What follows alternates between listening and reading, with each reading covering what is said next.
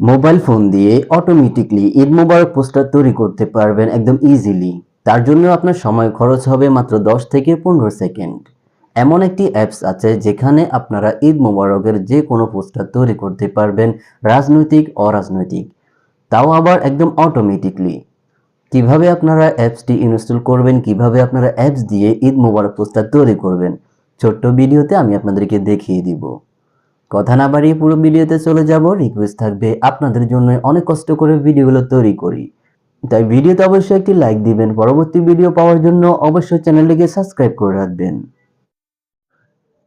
তো ঈদ মোবারক poster automatically তৈরি করার জন্য আপনাকে একটি অ্যাপস ডাউনলোড করতে হবে। অ্যাপস কীভাবে ডাউনলোড করবেন আমি ভিডিওর এক অংশে দেখিয়ে দিব। প্রথমে দেখিয়ে দিব কীভাবে আপনারা ঈদ মোবারক পোস্টার অটোমেটিকলি তৈরি করবেন। তার জন্য আমি অ্যাপসটি ওপেন করে নিলাম।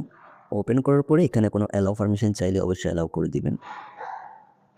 এখানে দেখতে পাচ্ছেন আমি কিন্তু অ্যাপসটি ওপেন করার সাথে সাথে কিন্তু ঈদ মোবারক পোস্টারের অনেকগুলো টেমপ্লেট এখানে চলে এসেছে। ওকে, তো এই টেমপ্লেটগুলো কিন্তু প্রিমিয়াম টেমপ্লেট। এগুলোকে আপনি ফ্রিতে ব্যবহার করতে হলে টেমপ্লেটের উপরে টেপ করার পরে একটি অ্যাড আসবে। 30 সেকেন্ডের অ্যাডটি দেখলে কিন্তু এই প্রিমিয়াম টেমপ্লেটগুলো ফ্রিতে আপনি ব্যবহার করতে পারবেন।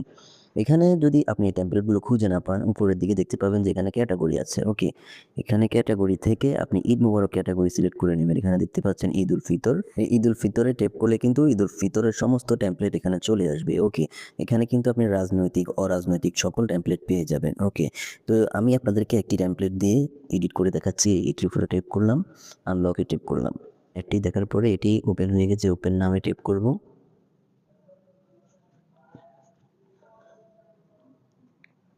টেপ করার পরে এখানে ক্যামেরা দিয়ে সরাসরি ছবি তুলতে পারবেন অথবা গ্যালারি থেকেও ছবি আনতে পারবেন। আমি গ্যালারিতে টেপ করলাম। টেপ করার পরে আপনি যে ছবিটি আনতে চাচ্ছেন ছবিটির উপরে টেপ করবেন।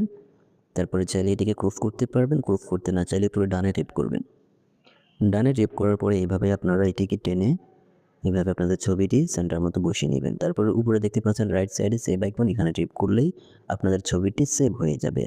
তো এখন দেখাবো কিভাবে আপনারা অ্যাপসটি ডাউনলোড করবেন। অ্যাপসটি ডাউনলোড করার জন্য আপনারা চলে আসবেন প্লে স্টোরে। প্লে স্টোরে আসার পরে সার্চ বারে টেপ করবেন।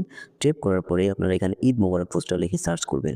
এটি বাংলাতে লিখলেও পারবেন অথবা ইংলিশে লিখলেও পারবেন। এখানে দেখতে পাচ্ছেন ঈদ মোবারক পোস্টার। এখানে আপনারা এই লোগোটি দেখে এই অ্যাপসটি ডাউনলোড করতে পারবেন।